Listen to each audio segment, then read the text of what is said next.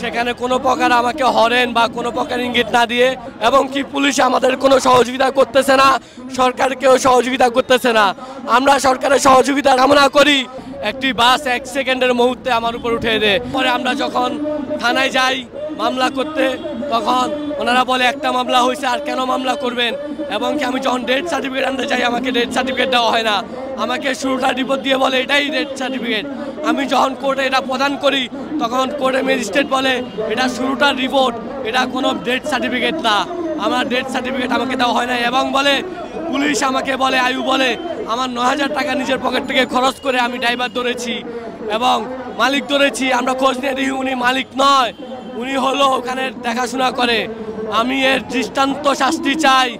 এবং কি কেন উনি যদি ব্রেক ফেলি হয় কেন হরেন দিবে না, কেন উনি নিজের আইল্যান্ডের সাথে বাজাবে না, কেন সরাসরি আমাকে ধাক্কা দিল না, আমার উপর কেন সরাসরি উঠায় দিল। আমি এটা দৃষ্টান্তমূলক আমি বিচার চাই সরকারের কাছে এবং পুলিশের বিচার চাই।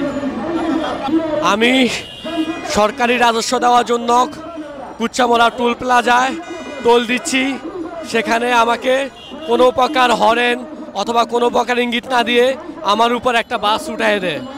আমি মাওয়া যাচ্ছি, আমার ফুফা শ্বশুর মারা যায়, সেখানে আমি যাচ্ছি। যাওয়ার পথে আমি 11টার দিকে বের হই, আমার বাসা জুরাইন। আমি জুরাইন থেকে বের হই কুচ্চামোড়া টোল প্লাজা যাই। যাওয়ার পরে আমার সামনে একটা হুন্ডা ছিল, হুন্ডার আগে ছিল একটা হাইস, এরপরে ছিলাম আমি টোল দেওয়ার জন্য সরকারি রাজস্ব প্রদান দেওয়ার জন্য দাঁড়াইছিলাম। সেখানে কোনো প্রকার আমাকে হরেন বা কোনো প্রকার ইঙ্গিত না দিয়ে একটি বাস 1 সেকেন্ডের মুহূর্তে আমার উপর উঠে দেয়। আমার বুকে আমার ছেলে ছিল, আমার ড্রাইভার আমার পাশে ছিল, পিছে আমার শাশুড়ি, আমার বউ, আমার ছোট বোন এবং আমার জ্যাঠাস এবং ছোট্ট শালি ছিল। সবার উপরে গাড়ি উঠে দেয়। ওই মুহূর্তে 4 জন মারা যায়, আমার ছেলে সহ। আমরা কাকতালীয়ভাবে আমরা 4 জন বেঁচে যাই। আমি, আমার ড্রাইভার এবং আমার ওয়াইফ এবং আমার ছোট বোন বেঁচে যাই। এরপরে আমরা যখন থানায় যাই মামলা করতে, তখন ওনারা বলে একটা মামলা হয়েছে, আর কেন মামলা করবেন, এবং কি আমি যখন ডেথ সার্টিফিকেট আনতে চাই আমাকে ডেথ সার্টিফিকেট দেওয়া হয় না, আমাকে শুরুটা রিপোর্ট দিয়ে বলে এটাই ডেথ সার্টিফিকেট। আমি যখন কোর্টে এটা প্রদান করি তখন কোর্টে ম্যাজিস্ট্রেট বলে এটা শুরুটার রিপোর্ট, এটা কোনো ডেথ সার্টিফিকেট না, আমার ডেথ সার্টিফিকেট আমাকে দেওয়া হয় না। এবং বলে পুলিশ আমাকে বলে, আয়ু বলে আমার 9,000 টাকা নিজের পকেট থেকে খরচ করে আমি ড্রাইভার ধরেছি এবং মালিক ধরেছি। আমরা খোঁজ নিয়ে দেখি উনি মালিক নয়, উনি হলো ওখানে দেখাশোনা করে।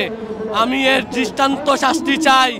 এবং কি কেন উনি যদি ব্রেক ফেলি হয় কেন হরেন দিবে না, কেন উনি নিজের আইল্যান্ডের সাথে বাজাবে না, কেন সরাসরি আমাকে ধাক্কা দিল না, আমার উপর কেন সরাসরি উঠায় দিল। আমি এটা দৃষ্টান্তমূলক আমি বিচার চাই সরকারের কাছে এবং পুলিশের বিচার চাই। আমার নাম মোহাম্মদ নুর আলম সোহান।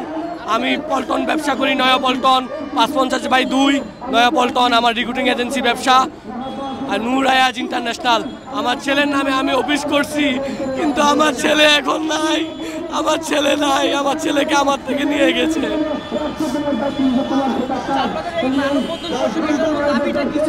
আমাদের মানববন্ধন, আমরা পোস্তগোলা মানববন্ধন করেছি।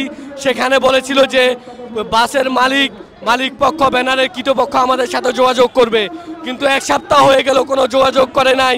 এবং কি পুলিশ আমাদের কোনো সহযোগিতা করতেছে না, সরকারকেও সহযোগিতা করতেছে না। আমরা সরকারের সহযোগিতা কামনা করি। আমি সরকারের রাজস্ব আদায় করি, তাহলে কেন আমার ছেলে মারা যাবে? আমি এটার বিচার চাই। এটা কোনো অ্যাক্সিডেন্ট না, এটা হচ্ছে পরিকল্পিতভাবে এটা হত্যা হয়েছে। এটাকে অ্যাক্সিডেন্ট বলে না। যদি মুখামুখি সংঘর্ষ হয় বা আমাকে মেরে দেয় সেটা অ্যাক্সিডেন্ট হয়, ও আমি থামানো অবস্থায় ও আমার উপরে গাড়ি তুলে দেয়, তাহলে এটা কোনোভাবে অ্যাক্সিডেন্ট হয় না, এটা ওই হত্যা। ওই ব্যাপকভাবে আমার উপর উঠে দেয়, আমার ছেলেকে হত্যা করেছে, আমার ফ্যামিলিকে হত্যা করেছে। আমি এটা দৃষ্টান্তমূলক আমি এটার বিচার চাই।